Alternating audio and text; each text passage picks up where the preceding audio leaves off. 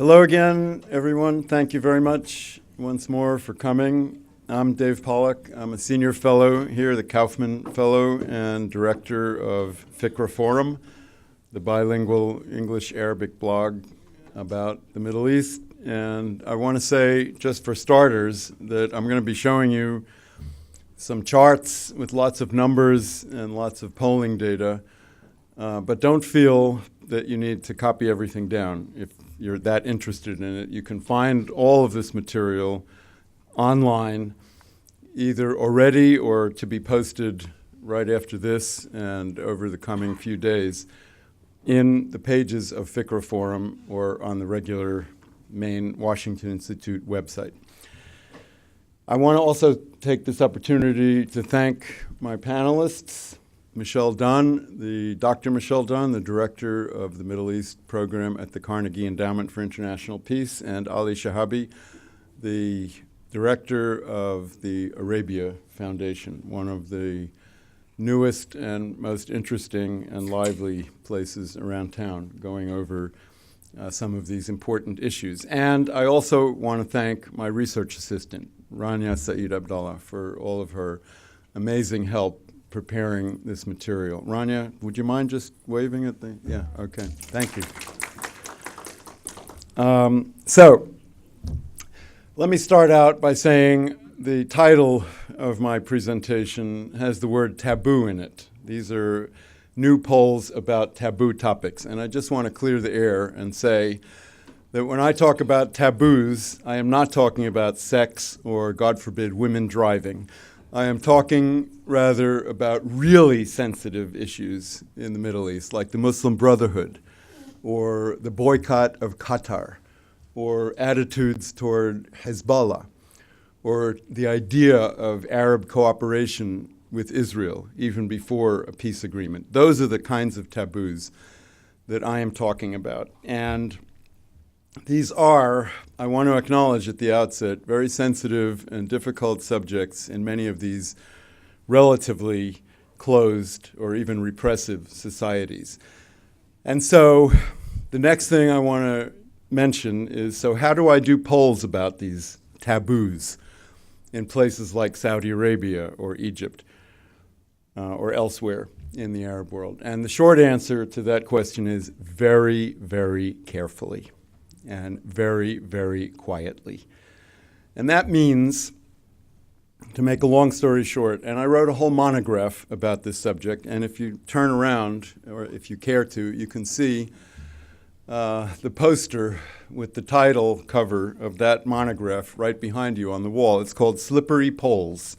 It was published here at the Institute almost exactly 10 years ago, and it describes in great detail the methodology that I used to use when I was in the U.S. government doing this kind of work, and that I've been using ever since for the past 25 years or more, since the first Gulf crisis in 1991. The methodology that I use in order to be able to do polls about very controversial issues, even in places that might not like the answers that these polls produce. And the way I do it is simply by tacking on a few political questions to commercial market research surveys. And that way, you set the respondents' minds relatively at rest, that they're not being interrogated. You avoid undue government interference in the content or the fieldwork of these surveys. And therefore, I believe you get results that are unusually detailed and credible, even on taboo topics. Now, you might ask, so what? So let's suppose that these polling results are accurate and credible. Who cares about public opinion in these countries? After all, these are not Western-style electoral democracies, where governments can rise or fall depending on what the public thinks about them. Yeah, that's true, but it is my argument, and I've been making this argument here at the Institute and elsewhere for quite a number of years. And I think it's correct that even in non-democratic political systems, the government pays attention, some attention at least, to public opinion because it matters. If they run too far afoul of their own public's attitude on touchy topics, they might get into trouble. And I think the Arab Spring was proof enough of that, even though it largely failed. And so today, I think that what people in these Arab countries view as the success or failure of their own government's policies, of American policies in the region, of Iran's policies in the region, their approval or disapproval of the Muslim Brotherhood or of some kinds of ties with Israel, or all of these other topics that I'm going to talk about in just a moment. I think what people think about those issues actually matters, not just to them, but to their own governments, and therefore, indirectly at least, to American policy in the region as well. So with that introduction out of the way, I want to talk very briefly about a few general observations based on these polls, and then I'm going to show you charts with the actual results from 8 different Arab countries that I polled in about the last month or so. The polls were completed in September. The first thing to say, I think, as a general principle, is that there are some questions that I don't even ask about anymore because I know the answer. And those are the questions about Al-Qaeda or about Daesh. 3 years ago, I did the first ever polls in the Arab world about Daesh, which was a rising, and some people thought almost an unstoppable phenomenon after the fall of Mosul in the summer of 2014. And what I found was that, completely contrary to the conventional wisdom at the time, that Daesh, or ISIS, had almost no popular support in any Arab country. Support for Daesh was in the single digits. And that was also true by that time of Al-Qaeda, whose support at one time in the late 1990s and early 2000s until about 2003 or 4 was maybe 30% in many Arab societies. The reasons for this, I think, are very simple. It's that, and you can kind of demonstrate this by looking at when exactly public opinion in these countries shifted on this question. Arabs in most societies turned sharply against, almost uniformly against these jihadi terrorist groups when jihadi terrorism struck home in their own countries, when bombs went off in Riyadh or Casablanca or Amman or other Arab capitals and cities. And so I don't even ask the question anymore, but I think it's important to note for the record that none of these extreme, violent jihadi groups has significant popular support in any Arab country where it's possible to do these polls, and that means almost any Arab country at all. The second general point that I think needs to be made is that in every single Arab country where I do polls, the 8 countries that I'm going to talk about today, plus others, including Palestinians and other Arab countries where I'm very familiar with polls that other organizations do, in every single place, most people put their top priority not as any foreign policy issue, but as internal issues. And that's true of most people in most places, most of the time, all over the world. More specifically, in the polls that I just did in these 8 Arab countries, Egypt, Jordan, Lebanon, Saudi Arabia, the UAE, Qatar, Kuwait, and Bahrain, okay? In the polls that I just did, a majority in each country, ranging from 55% in Kuwait or Bahrain to 85 or 87% in Egypt or Jordan, a majority in each country said yes to this question. Today, internal political and economic reform is more important for our country than any foreign policy issue. A majority in each country agrees with that statement. But what I'm going to talk about, and I'll come back to internal political issues at the end of my presentation, what I'm going to talk about as quickly as I can are actually the foreign policy issues that I think matter the most to us here in the United States, and also matter to some extent, not as much, I admit, as internal political or economic issues, but foreign policy issues do matter to many of the people in these countries. And an important sign of that is that the refusal rate for these interviews is very low, and the percentage of respondents who say, I don't know, or I won't answer this or that question about foreign policy issues is very, very low. So low, 1 or 2% in almost every case, that I didn't even show those don't know or won't answer numbers on the charts that you'll see in a few minutes. So people do know, and they do care about foreign policy issues as well as about their own internal political and economic lives. The next general point that I think is important to make is that when it comes to foreign policy priorities, there is some very significant variety from one Arab country to another. When I ask people, and these polls are based on 1,000 respondents, randomly chosen, personal interviews in each country. When I ask people, what do you think is the most important thing that the United States should do in the region right now? And by the way, I include as an option, get out, okay? Reduce its interference in the region. The answers vary considerably from one Arab country to another. Among Israel's neighbors, immediate neighbors, Lebanon, Jordan, and Egypt, the Palestinian issue ranks at the top, tied with counterterrorism, as the most important things that the United States should be paying attention to. But in the Gulf countries, the Palestinian issue is way down in 4th place. After counterterrorism, after confronting Iran, after doing something about the crisis in Yemen.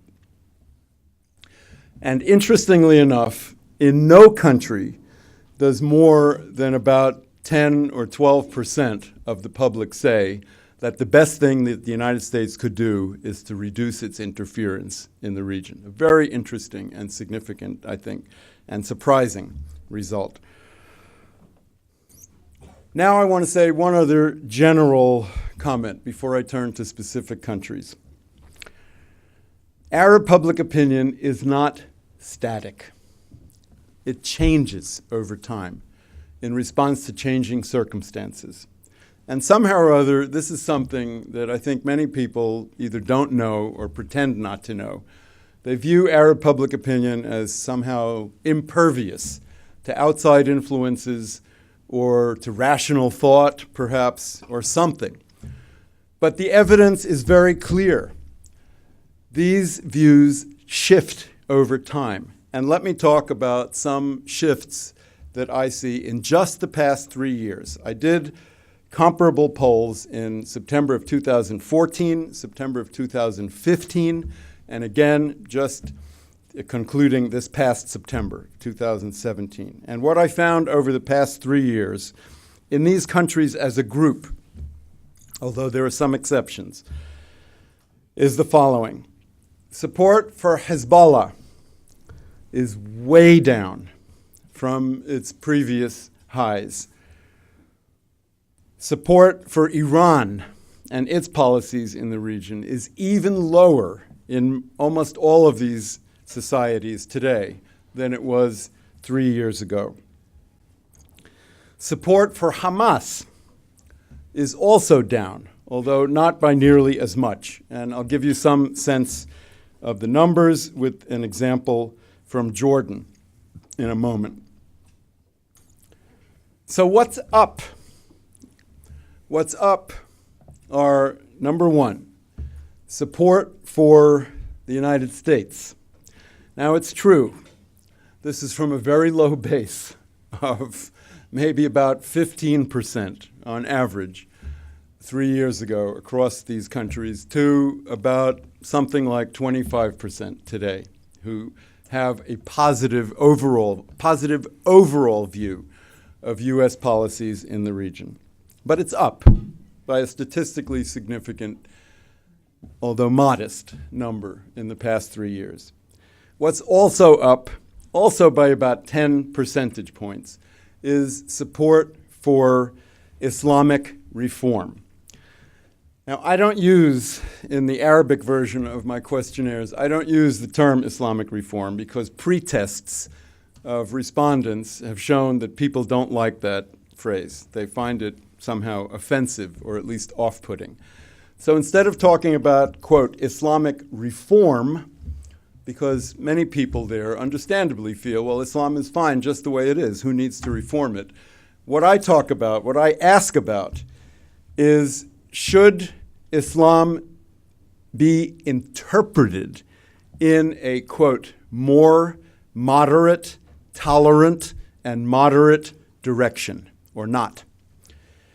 And support for that proposition is up from about 20%, again, on average across these countries 3 years ago, to about 30% today. It's not a majority, but it's a statistically significant increase to a substantial minority. And the third thing that's up, also from single digits or low double digits to about 20 or sometimes even 30% in several of these countries. More surprisingly, I think, maybe than anything else I just said, is the idea of quiet Arab cooperation with Israel, even before there's any agreement on the Palestinian issue, in 3 areas that I name specifically in the question that I ask: counterterrorism, containing Iran, and technology. About 20, even in Saudi Arabia, percent of the public, and in Egypt or Jordan, we're talking 30% today, say that they approve of that, even without any or before any peace agreement with the Palestinians. It's a minority, but a surprisingly large one, and larger today than it was just 3 years ago. Now, in order to illustrate these trends more specifically, I'm going to talk about one country, Jordan, and then I'm going to show you some charts as quickly as I possibly can to give my esteemed co-panelists a chance and to give you a chance to discuss these findings as we move ahead. I think that the results from Jordan turn conventional wisdom about the so-called Arab Street completely on its head. What we find today in Jordan, I'm just going to give you some examples that I think are very counterintuitive, but accurate, real. 85% of the Jordanian public agrees with this proposition, quote, Arab states should play a new role in Palestinian-Israeli peace talks, offering both sides incentives to take more moderate positions, the so-called regional approach to Palestinian-Israeli peacemaking. 85% of Jordanians agree with that. And what's really amazing is that's just about double the number or the percentage of West Bank and Gaza Palestinians who agree with that proposition. But it looks like a good deal to Jordanians. 33% of Jordanians today say that, quote, despite their differences, Arab states should work with Israel on other issues like technology, counterterrorism, and containing Iran. 33%. If you ask Jordanians about Islamic reform, or again, I don't use that term, if you ask Jordanians, should we listen to those among us who are trying to interpret Islam in a more moderate, tolerant, and modern direction?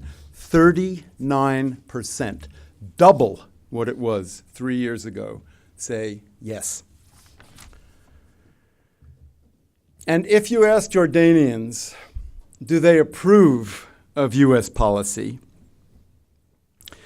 you will find that only a small minority say yes.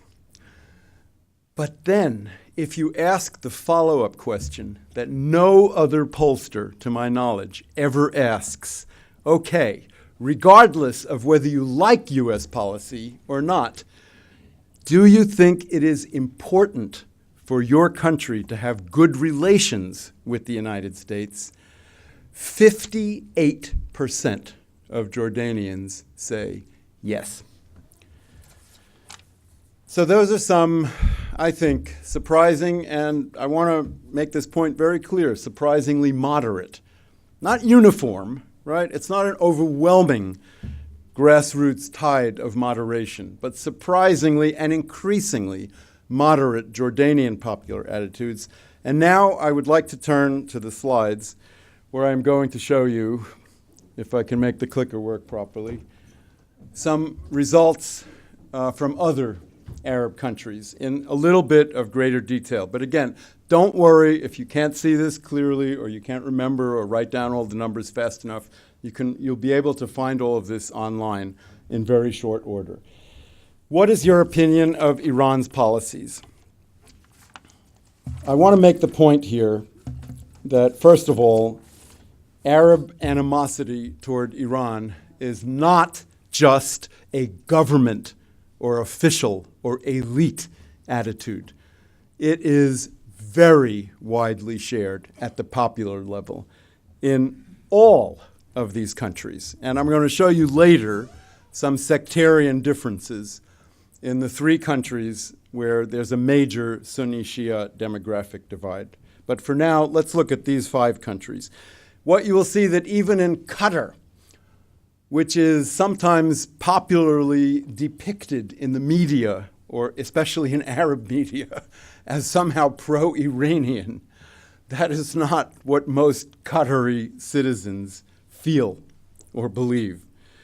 What you will see here is that if you put together the 43% who have a somewhat negative and the 36% of Qataris who have a very negative attitude toward Iran's policies, you get an overwhelming majority of Qataris who are also anti-Iranian, just like their brothers in the UAE or Saudi Arabia or Jordan or Egypt. Now let's turn to the next slide. And I want to show you, here is a nuance, right, captured in the follow-up question. Okay, so you don't like Iran, but how important do you think it is to have good relations with Iran? Here, the Qatari public does stand out as different. Not totally different, but in Qatar, 32% of the public does think that it's important for their country to have good relations with Iran, like it or not, while in the other countries, you can see that number is in single digits, right? Or very, very low double digits in Egypt. Okay, let's turn to the next slide and look at some of Iran's regional allies. And I want to look in particular, I'm going to show you some data about Hezbollah later, but for now, let's look at the Houthis in Yemen, who are widely, and I think correctly, believed to be allies of Iran in that terrible civil war that's going on there.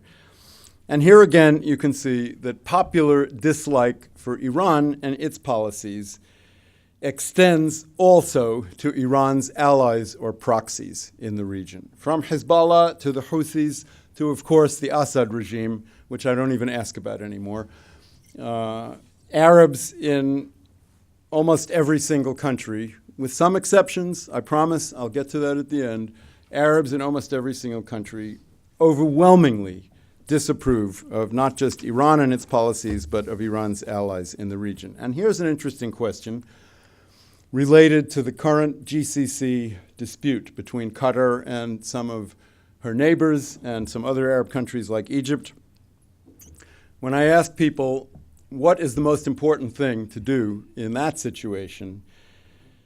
In many Arab countries, you will get a very strong agreement that the most important thing is not to boycott Qatar or to get rid of the Muslim Brotherhood or to shut down Al Jazeera or some of the other things that I ask about, but to find the maximum degree of Arab cooperation against Iran.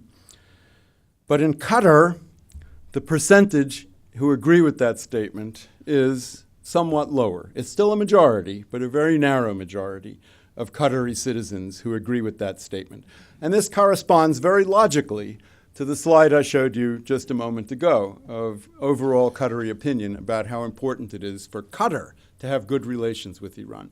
Not surprising, because without the shared gas field, Qatar probably wouldn't exist, okay?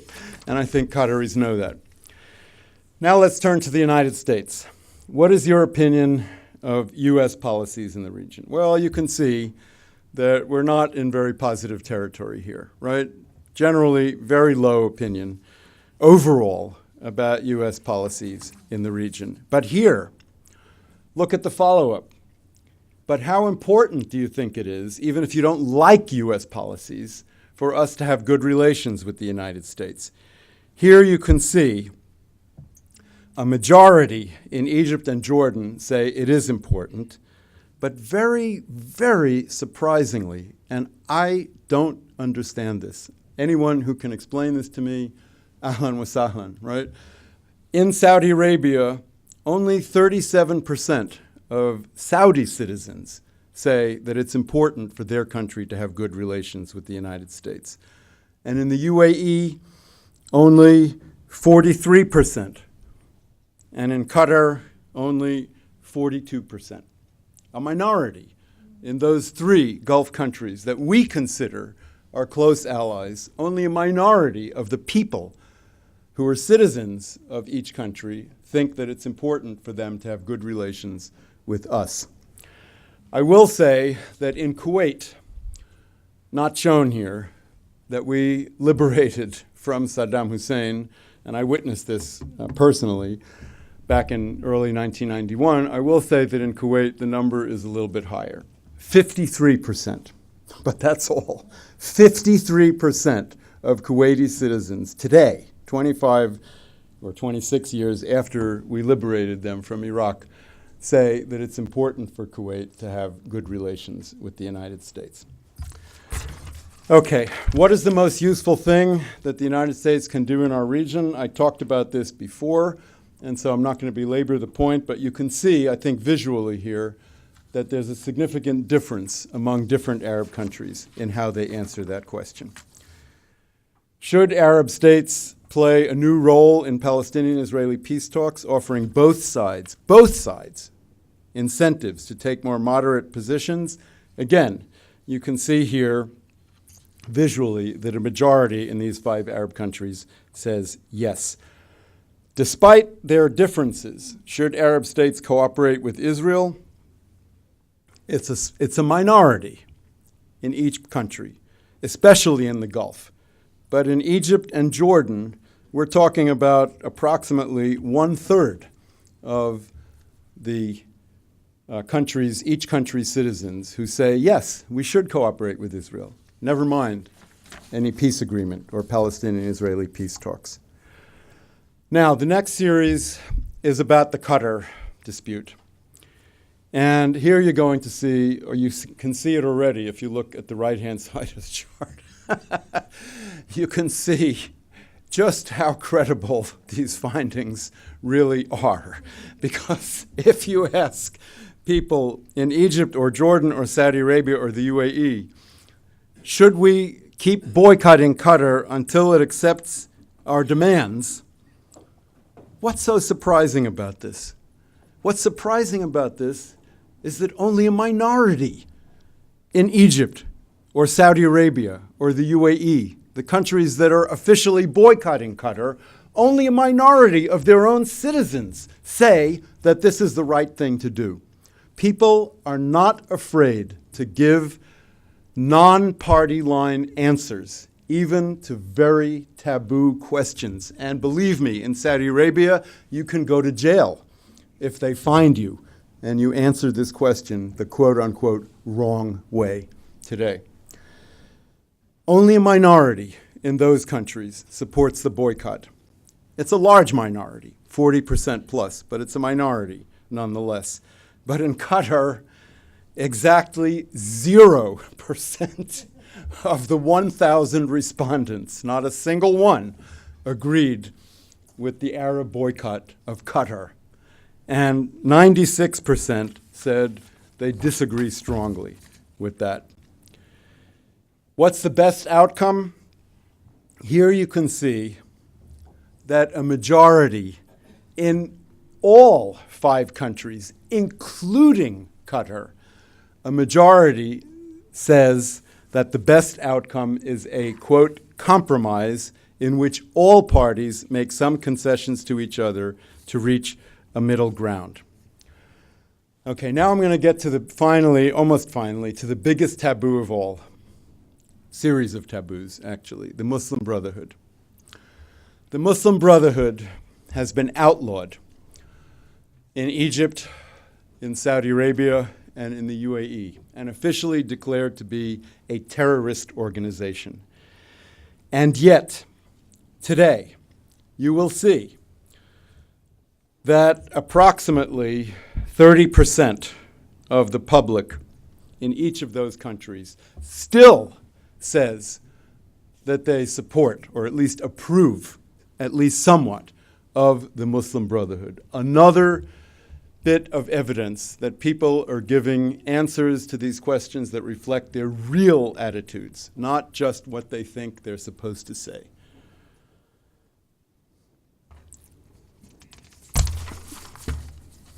Now, I'm going to turn to the sectarian divide. And these are 3 countries where there's a very significant demographic split between Sunni and Shia. About 30% Shia in Kuwait, 70% Sunni. About 60% Shia in Bahrain, 40% Sunni. And in Lebanon, of course, it's all over the place. About 40% maybe Shia, about 30% Sunni, about 25% Maronite or other Christian, and a small group of other minorities, including especially the Druze, who are actually represented on this chart, as you will soon see. And in these 3 countries, these data have not yet been published. So I'm giving you a big scoop here, El Arabiya, and I want to say hi to all my fans on that channel. Thank you for being here today.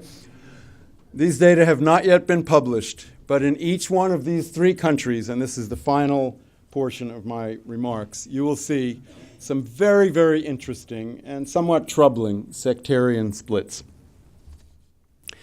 If you ask people in Kuwait or Bahrain what you think about Iran's policies, am I on the right slide here? No. Backwards or forwards? Okay. Right? If you ask people in Kuwait or Bahrain, what do you think about Iran's policies, you will see that almost like a mirror image, not completely, of Sunni and Shia public opinion inside each country. Among the Bahraini Sunnis, overwhelmingly negative attitude toward Iran's policies. Among the Bahraini Shia, very sharp disagreement. 70% or positive, or almost 70% positive toward Iran's policies, and only 30% negative. Similarly, in Kuwait, not exactly the same kind of sectarian divide, but rather similar. And I'm publishing a more detailed piece about Kuwait tomorrow, where you can see more details about these findings. In Kuwait, among the Sunni majority, about 70% of the population, you get only 3% who have a favorable opinion of Iran's policies in the region today. But among the Kuwaiti Shia, thinking about their dominant co-religionists across the Gulf, just across the Gulf, in Iran, you get a third who say that they have a favorable opinion of Iran's policies. So it's a sharp difference, although not a complete difference, right? It's not totally opposite point of view. And then if we look at Hezbollah, and I promised you some data on Hezbollah, you will see actually here we have almost a complete partisan or sectarian divide. Among the Sunni in Bahrain, 95% have a negative opinion of Hezbollah. Among the Shia, that goes down to 62%, and at least a third have a positive opinion of Hezbollah. And in Kuwait, there's something similar going on.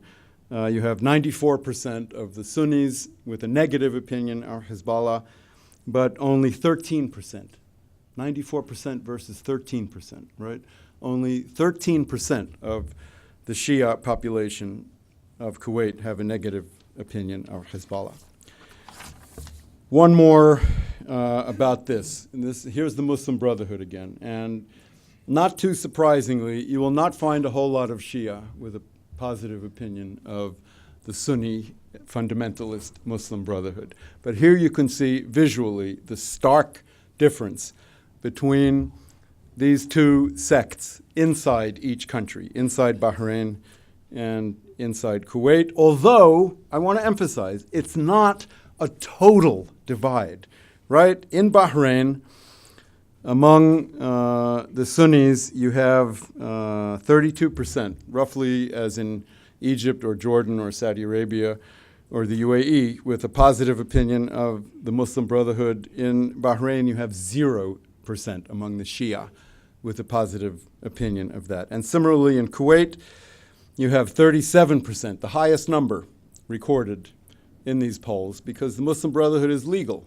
in a different form, by a different name in Kuwait, in the parliament and in general in public life. 37% of the Sunnis have a positive opinion of the Muslim Brotherhood in Kuwait, but 0% of the Shia in that country share that view. Finally, and I really mean it this time, I'm going to turn to Lebanon, where the sectarian divide is very sharp and stable for the most part. And you can see visually in an instant how different Sunni and Shia. Can you see it? You can't see anything there, okay? In that case, you can't see it visually. So what do I have to do? Go backwards? Lebanon? Lebanon. Okay, what you can see is that among the Sunni population, if you ask them about Hezbollah, only 14% of Lebanese Sunnis have a positive attitude, but 88% of the Lebanese Shia have a positive attitude toward Hezbollah.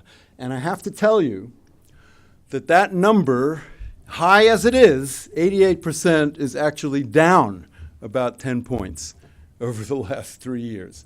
So there is some statistically significant, small erosion in Hezbollah's popularity as measured by these polls, even among the Shia community in Lebanon. And interestingly enough, the Christians are very, very sharply divided on this question as on so many others in Lebanon. They fall somewhere in between their Sunni and Shia Lebanese compatriots on this issue.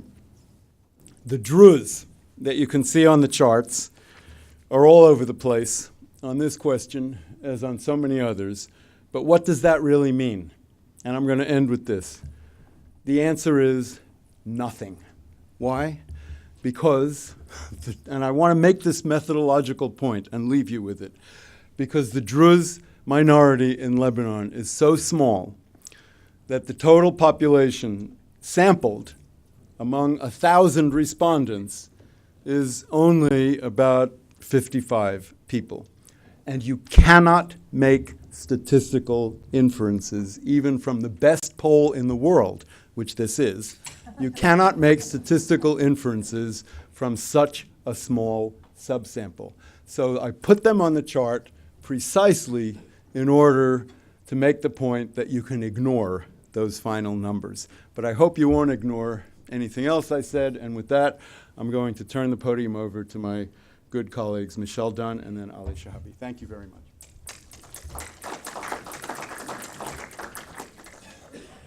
Thank you, David, and thanks very much for inviting me to comment. I think the reason I'm here today is that when these polls first came out, I contacted David immediately and said, "Wow, look at these new polls. I mean, you know, it's very difficult to do polling on these sensitive questions. I mean, in some of these countries, particularly Egypt, how'd you do this?" So anyway, we've been having a conversation about it, and thanks for inviting me to be with you here today. So, David, you've given us such a thorough presentation, although I know there's even far more in these polls than you're able to present. I wanted to just kind of pull out a few threads here and there that I found interesting, and I'm going to confine my remarks mostly to Egypt, Jordan, and Palestine. I know Ali's going to comment on the Saudi and Gulf polls. On the Egypt and Jordan polls, there was a lot of common ground. I mean, surprisingly, actually, not every single question, but I was surprised by how much opinion in the two countries really tracked on a lot of issues. And I'll just pull out a couple of them, and basically I'm pulling these out because they're areas in which public opinion seems to differ significantly from government policy. Right. And now, David, you took that as a sign that people felt comfortable answering truthfully to the questions, which I think is true. But, you know, we also, it tells us some other things as well. So on the foreign policy questions, one of the things I found interesting from the Egypt and Jordan polls, and there are parallels in the Gulf polls too from the quick look I took at them, is that regarding that people seem to be far more on board with some aspects of foreign policy than others. So regarding, being very concerned about Iranian involvement in the region and Iranian clients in the region, such as the Hezbollah, the Houthis, yes, people seem to be taking into account what you said about the divide in Sunni Shia opinion, but people seem to be, on board with their government's policies of strong concern about Iran and its role and having a negative attitude toward all of that and so forth. But much when it starts to be a dispute sort of inside the Sunni house, so to speak, people are much less on board with what's going on. And, as you noted, David, in Egypt and Jordan, regarding boycotting Qatar, the opinion was very polarized, was very divided, but it was a little bit more against boycotting than in favor of boycotting. But, a lot of division. And I thought in some of the other questions you asked, about sort of the substance of this dispute. You asked about whether it's okay for governments to host or support political or religious groups, whether the parties should compromise, a number of other things. Opinion was kind of all over the map. People, frankly, seemed confused about, what to do about the whole thing. And to be honest with you, this tracks with at least what I've heard anecdotally from a number of friends in the region, that a lot of people in a lot of countries are kind of confused and nonplussed by this disagreement, among Sunnis. And the one area in which people were strongly on board was unity against Iran. That's where you're getting a much larger number of people saying really what should happen is Arab countries should unify against Iran, right? And it was almost identical. I mean, it was 65% in favor of that proposition in Egypt, 66% in Jordan. I mean, almost identically. So, and that was the strongest single answer. On every other answer related to the Qatar dispute, people were kind of, divided. So, that's one issue. And as I said, I've heard, sort of anecdotally from friends of the region that a lot of people really see this as a dispute that's taking place at the leadership level, at the elite level. It's not a people-to-people dispute with Qatar. And people don't, necessarily aren't on board with the arguments being made about it. Just briefly on, you talked about these findings about, there's still a lot of disapproval of U.S. policy, but people also still think relations with the United States are important. To contrast that with how feeling about Russia, I was almost surprised. The feeling about Russia was much more negative than about the United States. That's maybe more understandable in Jordan, being next door to Syria. But it surprised me in Egypt. So, U.S. policies in Egypt only get, an 11% approval rating, which isn't terrific, but Russia only gets 6%. And in Jordan, it gets 1%. Like one guy or whatever liked 10 guys. 10 guys liked Russian policy, in Jordan. And also when it came to how many people think good relations with Russia are important compared to good relations with the United States. These were two separate questions, of course. As you had noted, in Egypt, 56% considered it important to have good relations with the U.S., as opposed to only 32% who thought it was important, of Egyptians, who thought it was important to have good relations with Russia, which is surprising considering, President Sisi has put a lot of emphasis on his relationship with Putin and all the things that Egypt and Russia are doing together. So that's interesting that even though we see Russia as sort of very assertive and gaining, in the region, that still public opinion is not too convinced about this. Okay.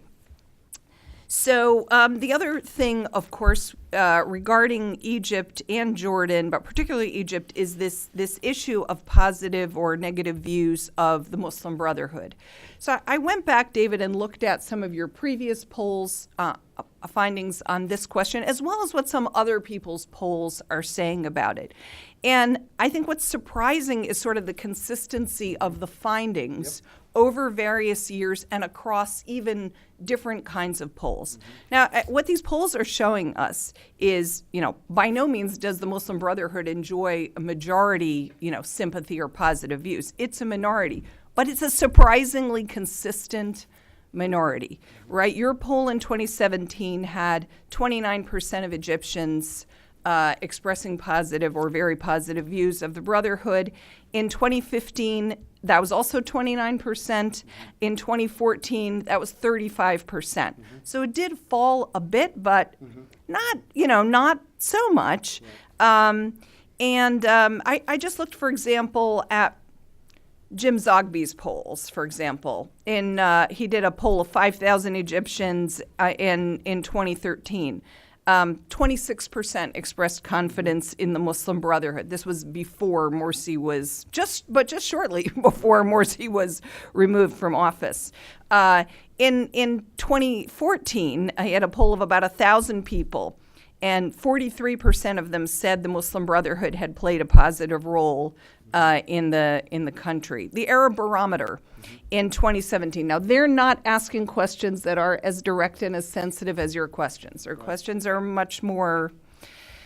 But they did ask a question, and again, this isn't directly about the Brotherhood. They asked Egyptians whether it would be better if more religious people held public office. 25% said yes.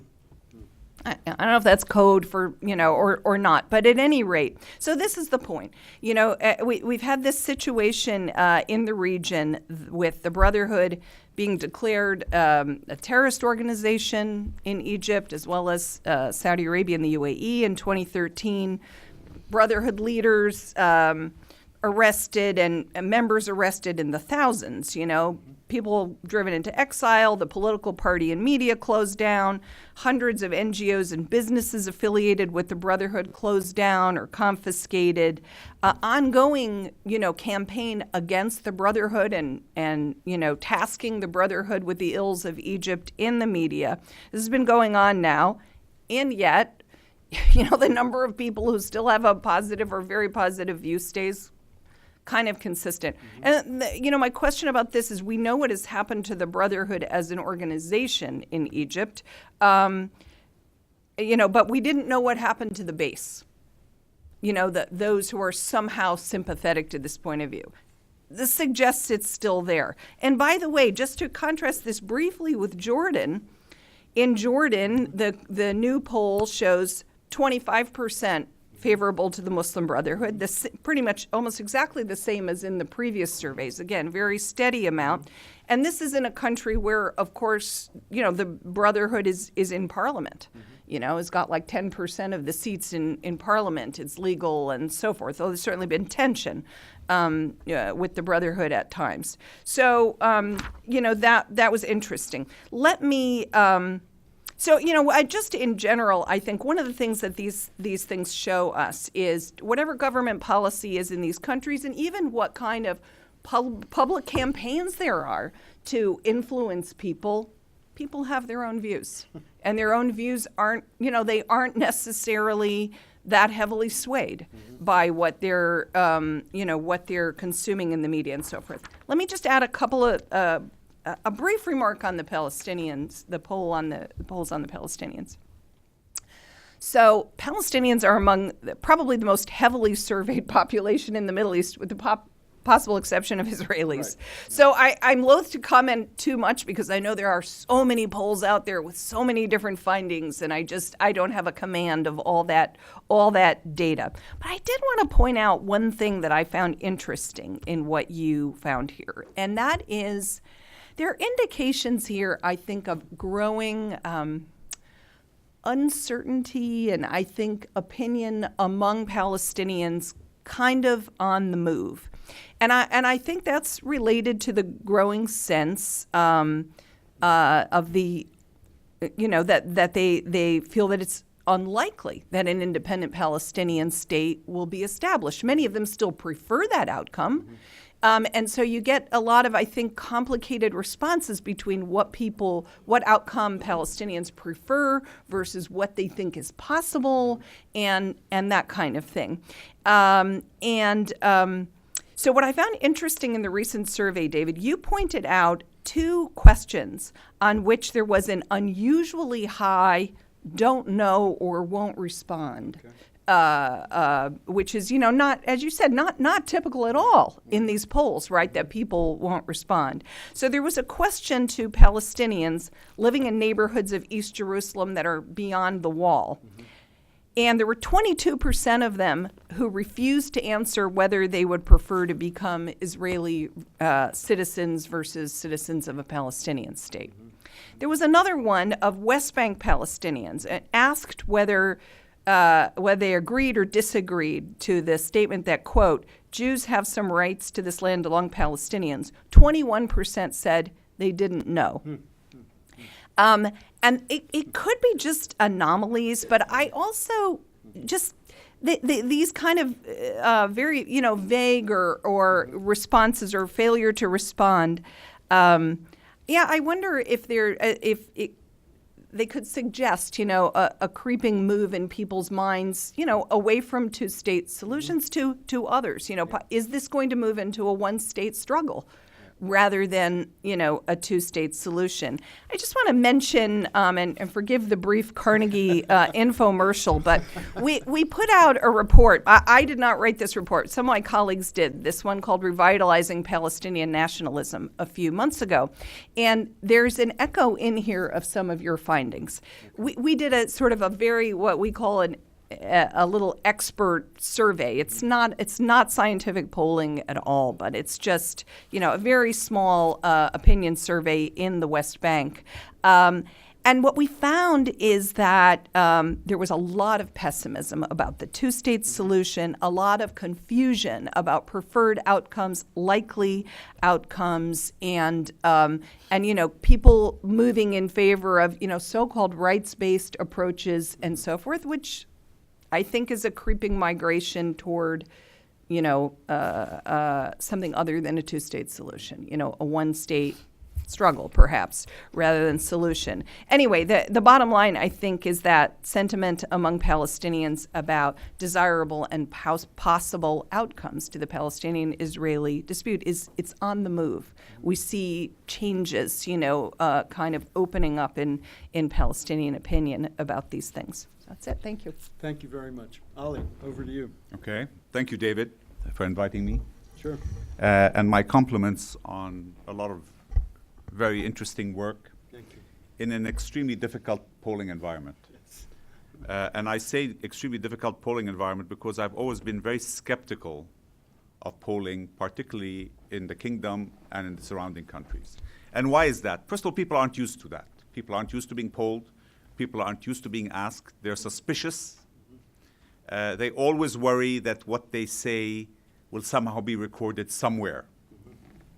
And frankly, there isn't the history that you have in America. So I think you make a mistake in America or in the West when you, not just when you look at polls, but when you look at the minutiae of polls and the trends and the structure, because they are a much more imperfect tool in this part of the world than anywhere else in the world. And let me give you a very small anecdotal example. I was on the board of a media company, and we were trying to poll people's attitudes towards TV programs.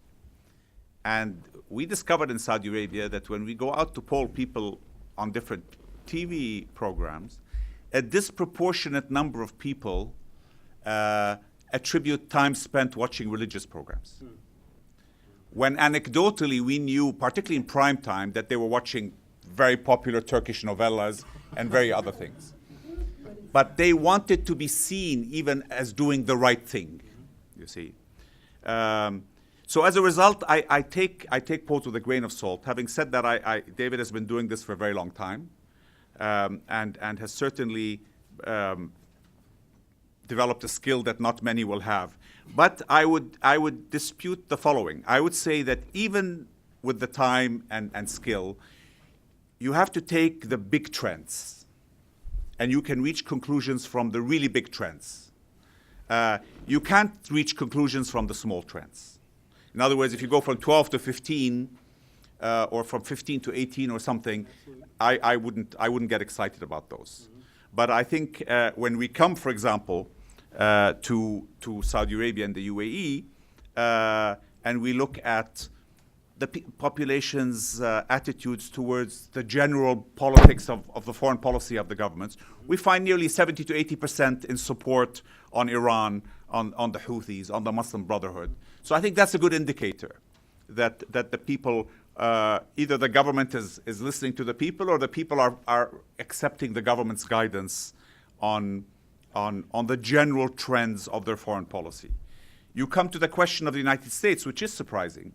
And I think you have to attribute that to a number of issues. I think one, the destruction of Iraq by America is something that has been taken, very, very negatively in the Gulf, but in the whole Arab world. I think also people are aware of Islamophobia and the increasing, negative attitude, not just in America, but in the West generally, and that affects their perception, particularly the less educated, the less traveled elements of society. And obviously there always is an Israel association. Yeah, and as we can see from the numbers, the Israeli association does not help the American brand. So I think that's what affects the USA numbers. When you come to Qatar, 50% are with the government on the boycott, and say 50% are not. I think that's fair to say that a good chunk is with the government and a good chunk is resisting it because it's uncomfortable. Qatar is a very close state. There's strong family ties. It's a state that you've always seen as a very close ally and neighbor. So the whole Qatar thing is a bit uncomfortable. And the government, because of its history, it dealt with the problems with the Qataris confidentially in the typical fashion to deal with sibling sort of rivalry in the region. The public, like the U.S. policy audience, was not educated about the issues that brought the crisis up.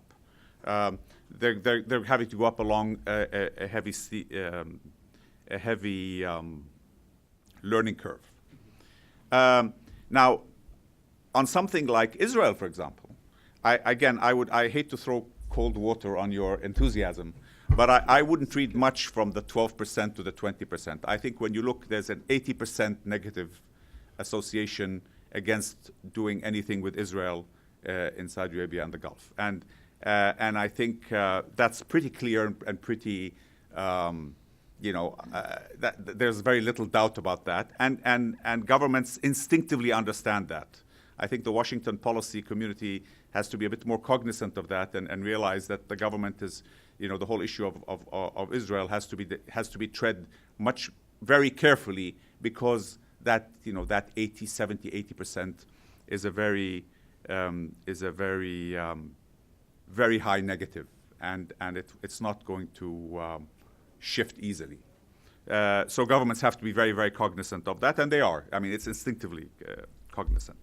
I think jumping to Qatar, really, I found what was very interesting, and I think that underlies a little bit the policy of the quartet towards Qatar, is that the issue that Saudi Arabia, the UAE, and others have towards Qatar is that Qatari adventurism around the region is damaging to their national security, and also to the national security of the people of Qatar. And then when you look at the fact that, Hezbollah, the Houthis, Iran get such, and even the Muslim Brotherhood get such low approval ratings among the Qatari people, you reach a conclusion which I think the leaders of the quartet instinctively feel also, is that the Qatari people realize that they have not benefited, and they do not benefit from Qatari political adventurism. They are instinctively against it. And I think underlying the whole strategy towards Qatar is that this is very much an elite program.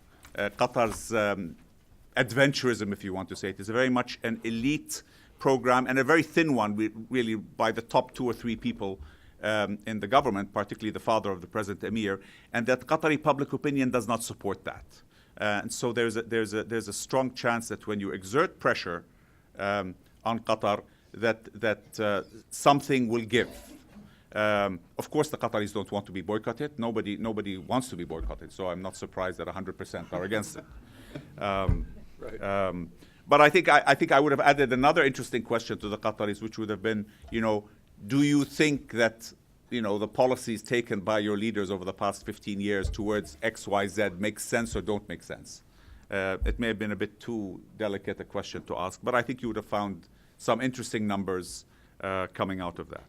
So I think at the end we come up with some very interesting conclusions. But again, I tend to conclude from the wide margins and not give the minor trends that much weight, really. But I think the interesting thing about the survey is that so many conclusions have come through with very wide margins. Mm-hmm. So you're not really dealing with a margin of error in virtually 80 or 90% of your conclusions. With that, I give you the floor. Yeah. Thank you so much, really, both of you, for excellent comments. Yeah, and I'm going to turn the floor over for audience questions and comments in just 30 seconds. But I do want to say just one thing about the numbers. I agree completely. It's the big differences and the big trends that are important, not a small difference of a few points here and there. I do think that a 10-point shift is right at the edge of what's worth paying attention to. And it's modest, it's small, it may be temporary, it may be a fluke, but that's where I would draw the line.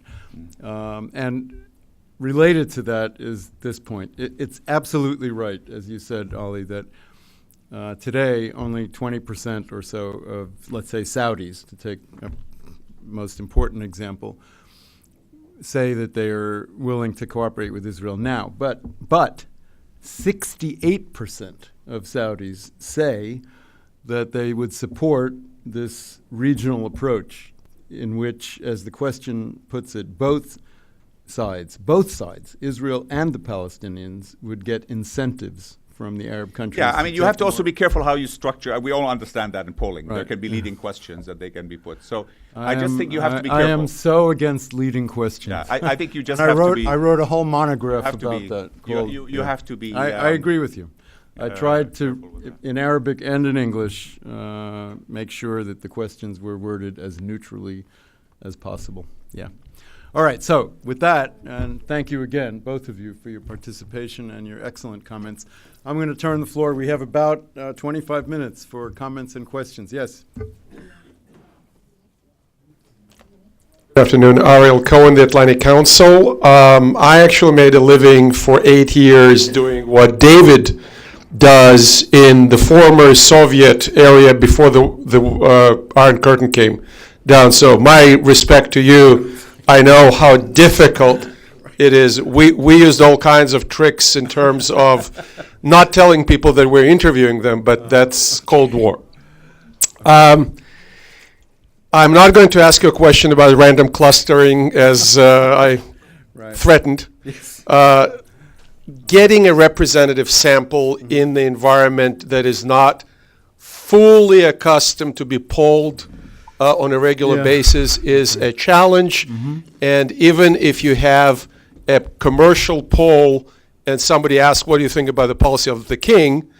People may jump and say, thank you very much, we love the king. People do it in Russia, by the way, in a commercial polling when they ask about Putin all the time. We love our great leader. But my question is this: can you slice your audience from this 1,000 people per country and tell us on these very important questions, how does urban, I'm doing Trump, sorry, how does urban, educated, younger versus older, and if you have data, rich versus poor, audiences answer these questions? Because while I agree with Mr. Shihabi that 10% is statistically significant, but maybe it's not. You should not jump to policy conclusions. However, if you have educated, urban, younger people demonstrating instead of jumping from, you said 12 to 20? In the past poll, 15 to 35, it is very significant. And how do you interpret that in terms of local media and foreign media? Well, that's probably too much. Thank you. All right. I should stop myself. Thank you for your good questions, Ariel. I'll try to respond very briefly. The demographic breaks are really interesting and important, and we can, for each country, we can take the 1,000 and break them all kinds of different ways statistically, right? We have the raw data, and it's available. You can break them by age, by occupation, by place of residence, by income level, by religion, Sunni, Shia, Christian, et cetera, and by gender. Sometimes those demographic breaks yield very important, I agree, insights. And sometimes it's more important to focus on, let's say, just the youth or just the highly educated or just the people in the capital or whatever. I presented only the sectarian breaks for some countries, but I have them for Saudi Arabia, and where there's a 10% Shia minority. And I published some very interesting differences between Sunni and Shia populations, even inside Saudi Arabia, for example. More detailed demographic breaks. If anyone here wants to help, I really mean this. This is not a joke or not a sort of random throwaway line. If anyone here wants to help me do SPSS or Excel or Stata or other analysis of the raw data by demographic categories, I would really welcome your help. Because I have, 1 million data points, right? 15 questions, 8 countries, 10 different, at least maybe 20 different demographic categories, 5 response options for each. I mean, I have lots of data and not enough time or tech support to do that kind of demographic analysis. And please ask me for the raw data, and I'll be happy to work on it with you. And Michele has already taken advantage of that offer. So thank you. Yeah, next question, Barbara. Thanks. Barbara Slavin, also from the Atlantic Council. This is Atlantic Council stay at YNAB. Okay. I'm just curious, Ali, from you and also the others, how do you think the Qatar crisis is going to be resolved? How much longer is it going to take? I mean, the poll results are very interesting, and certainly anecdotally, people are very uncomfortable, as you said, Ali, with this continuing division. We had, people like David Petraeus and so on saying just yesterday at the event that we were both at Hudson that, the split in the GCC is very, very disturbing. So I'm just curious, how do you think it's going to end, and is the United States helping or hurting this effort? Thanks. No, it's going to end when the Qataris appreciate that they cannot work to undermine the internal security of their neighbors, and they have less staying powers than their neighbors. Ultimately, economically and politically and geographically, they are less material to their neighbors than their neighbors are to them. So it's a strategy that the neighbors can play and can wait out. And I think after having done all that they did, they're not going to give that all up now. And in a way, the political price that's been paid without getting results. And remember, this is a result. This is a product of a 25-year history. So these steps were not taken suddenly. And I think the U.S. can help. And as I've said before, by in a way being a witness to just having the Qataris reaffirm their previous written commitments that they made in 2013, 2014. If the U.S. sort of countersigns them so that the U.S. becomes a party to it, the issue would be solved. So I think you're not going to have, yes, people are uncomfortable about it, but still 50% of the population is supporting the government, and then, as I said, on the Qatari side, the objective is to make the people of Qatar think, is this worth it? You see, is this behavior worth it? And I think the polls here show you that the people of Qatar don't agree with the adventurism of the Qatari government.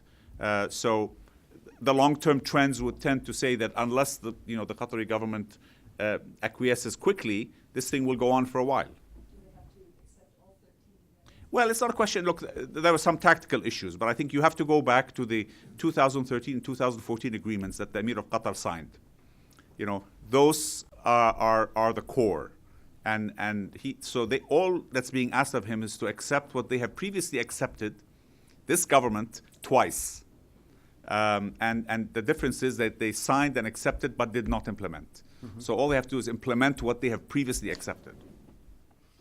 Michele. Yeah, I just want to add a brief word on that, Barbara. Look, I mean, this is just speculation on my part, because I don't know what's going to happen, but I would suspect that this dispute will be settled when the two sides decide they need each other more than they need to have this fight, and that some concessions will be made, and some moves, whether symbolic or substantive, might be made, but that at some point something's going to come along, whether it's related to Iran and its nuclear program, or who knows what it's going to be, where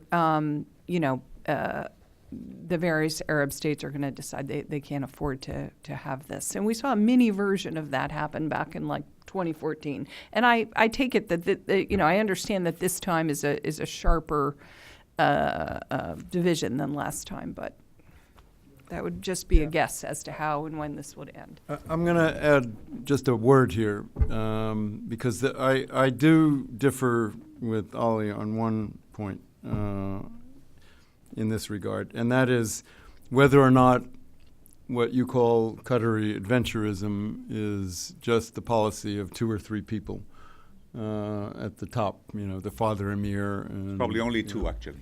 Yeah, well, that's where I disagree, because the numbers show that although it is true that even in Qatar, a majority of the population does not approve of the Muslim Brotherhood, but it's only a majority of 55%. And 40% of Qatar citizens, admittedly that's only 300,000 people, but 40% of them do support the Muslim Brotherhood. But I mean, I don't think the issue is so much. It's not just the emir or the father. No, but that is not the issue as much as it is active work to subvert the national security of their neighbors. You see. That's a different question. And I think that is where the difference is. You see, nobody, for example, begrudges Qatar the capacity to have a relationship with Iran. Everybody understands that Qatar has a shared gas field with Iran, and like the UAE, by the way, which has a special relationship with Iran, and Kuwait, which has, and Oman has. So I think one shouldn't mix up issues. Okay. And I think the core issue is working to undermine the national security directly by funding opposition, directly by funding terrorist organizations in the region that want to bring down the ruling order, and by giving them a media platform, you see.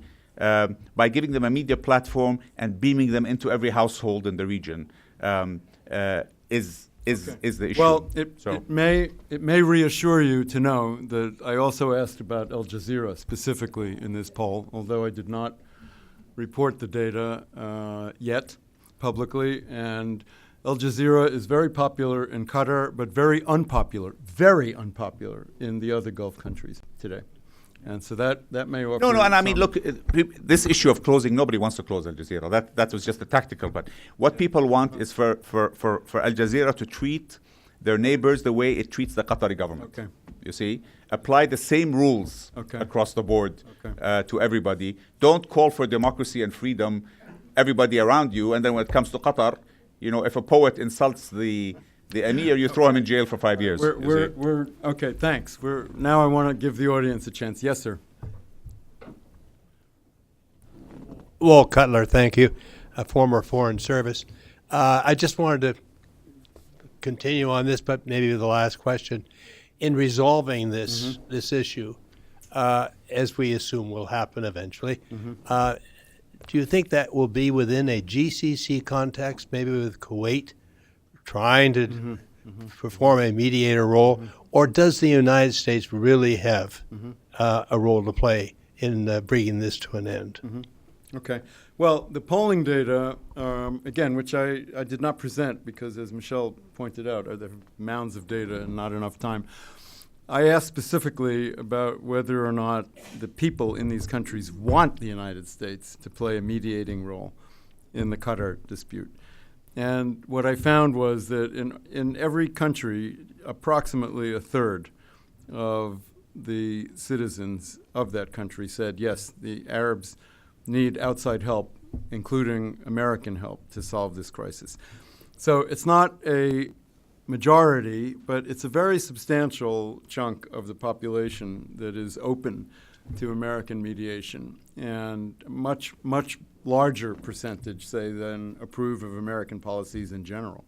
And so I take that as an encouraging sign that if the United States does want to play maybe even a more active role than we have until now in bringing this towards some kind of compromise resolution, it would be well received by a lot of people on both sides of the dispute. Anybody else want to deal with that? Or should, okay, let's go to way in the back. We have a question there. Thank you. Is that correct? Yes, thank you. I'm from the Embassy of Cyprus. Right. And I wanted to ask you about when you got the reply from those who have a negative view of U.S. foreign policy. Did you ask a follow-up question of in what aspects of U.S. foreign policy does that? Because that would give a greater insight into cooperation with Israel or not. Right. It's a good point. I didn't ask it in that way, but I asked questions about specific U.S. policies, like the regional approach to Arab-Israeli peacemaking, like countering Iran, like more active efforts to deal with the Yemen crisis or with counterterrorism, or just get out of the region, right? I specifically asked people whether that was their preferred option for U.S. policy. So the way I try to approach that was not to ask a direct follow-up question, but to later in the survey to ask other questions that shed some light on the important issue that you're raising. I will say that the one limitation of my method of tacking on a few questions to commercial surveys, which people are very used to in Saudi Arabia, market research about shampoo or washing machines or cigarettes or cars or all that stuff has been going on very actively in Saudi Arabia for a very long time. So people are quite accustomed to that. But if you tack on a few political questions, first of all, you do have to be careful. There are some things that you can't ask. Direct questions about the royal family, or as I discovered once when I tried to do this, questions about the Holocaust, forget it. They're not, the pollster is just not going to take them. And, but you're also limited in how many questions you can ask, because I can't overload a survey about shampoo or washing machines with 50 political questions. No, and it also depends on the reliability of an intermediary. I mean, you are dealing secondhand. My intermediaries are 100% reliable. I've worked with them. We all believe that in life. Yeah. Well, okay, 98% reliable. I've worked with them for 25 years. I've observed them in the field, on location. I talk to their staff. I trust these people, and I think I have good reason to do that in each country where I work. Yeah, we had another question right there in the middle. Yeah. Hi, my name is Najwa, and I'm from the Vice President's office in Iraq, Dr. Ayad Alawi. I wanted to thank you, first of all. I think you all play a fundamental role in policy and gender and are providing a platform for new ideas. This is more of a comment than actually a question. Okay. And it's related to the results of the US interference, which was ranked quite high in terms of interfering with the Middle East. Yes. I think in terms of Iraq, that doesn't come as a shock. I think with the fight in ISIS in Mosul, the Iraqi army needed the help of the American soldiers. And I think also in terms of the Middle East, the US has lost its influence. Iran has publicly declared it controls Baghdad, Damascus, along with Lebanon and Yemen. And I think in terms of Iraq, the Shia-led government we have in power today has, and the mistakes of the past administration, Maliki's government, led to the emergence of ISIS and allowed them to take control of Mosul. And that's the issue we see today with Kurdistan, with Kirkuk. Mm-hmm. They voted for the referendum because they were marginalized and because the Iraqi government did not honor their agreement in terms of the oil revenue sharing agreement. So I just wanted to make that comment. Thank you. Okay. Thank you, Najwa. I did not present polling data from Iraq itself. I'm sorry, because that just wasn't part of this wave of polls that I did. However, I have worked very closely with a number of very good pollsters in Iraq, and one of them in particular, and I shouldn't do this, but I'm going to do an infomercial for a different institute here in D.C. At CSIS next Monday, Munkid Ad-Dagher, who's an excellent Iraqi pollster who has presented several times his polling data from Iraq for us here at the Washington Institute and written for Fikra Forum about it. He's going to be giving a talk on his latest Iraqi polls at CSIS, and I will be there because I think it's very interesting and very important work. So thank you for that question or a comment. Yes, we have a question here up front, please. I'm Hanan Kara. I'm a contractor with the State Department.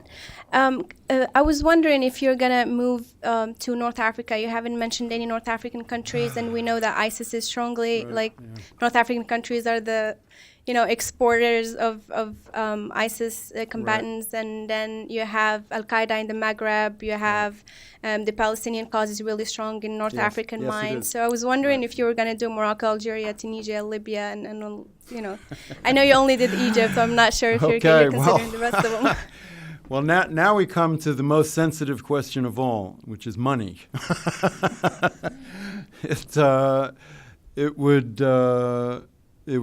I would be delighted to do polls in those countries, and except for Libya, they're very doable.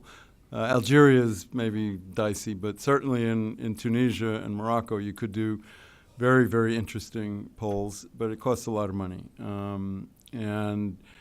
There are other pollsters who have done some good work in those countries, including, especially in Tunisia, including IRI, the International Republican Institute. And they recently circulated, I don't know if it's actually published, but they circulated some interesting polling results from that country that I'm actually planning to write about in the near future. And Morocco, fascinating case. There are very good commercial market research companies that do good work in Morocco. There are some political limits on what kinds of questions you could ask there, more so than in Tunisia today. But you give me the budget, and I will get you a poll from Morocco in a few weeks. I promise. Okay. Yes, ma'am. Hello, I'm Lena. I'm with the Harbor Group. I just had a very quick question regarding your polling in Jordan. Yes. Given that a large majority of Jordanians are originally Palestinian, Right. I just wanted to see if, when polling these Jordanian citizens, did you take into consideration whether these were East Bankers, Yes. so your Yes. traditional loyalists to the Hashemite regime, or whether they were Palestinian Jordanians? Yeah. Okay, the great question. The poll is done as a true random sample of the entire population of citizens. And so, yes, the sample is by definition going to include a majority of people who are of Palestinian origin. It is possible to do a demographic break in Jordan of East Bank versus Palestinian origin. And I have done that in the past. I haven't done it yet, or even by specific region, neighborhood of Amman or, Irbid, Zarqa, wherever you want to go, Amman, et cetera. You can do that. I haven't done it yet with these data, but I'll tell you just a really fascinating finding that emphasizes your point from a poll I did a few years ago in Jordan, where I asked an open-ended question, which is expensive and difficult and time-consuming to process the data, where you're not giving people response options. You're just saying, you say whatever you want, and then somebody has to write it down verbatim. And I did that on this question. When you hear about a two-state solution, what comes to your mind? And I got these answers from East Bankers. I couldn't believe these results, but this is really what happened. East Bankers, the most common response was, all the Palestinians will go back where they came from. And from Jordanians of Palestinian origin, the most common response was, that's not enough. That's just the beginning of the liberation of all of Palestine. So these are like different worlds, perceptual worlds or attitudinal worlds that different demographic groups might live in on really touchy questions that get to their core identity or future. And you can do that in Jordan. And you've given me a very good suggestion for how to further analyze these data from that country. Thank you. We have time, I think, for one more question, if there is one. Who wants to get the last word? If not, I will say thank you, first of all, to my really great panelists. I thought this was, for me, a lot of fun and an honor and a pleasure to be with you together. And thank you, all of you in the audience, for participating. And welcome to Fikra Forum. Look for the details on our website.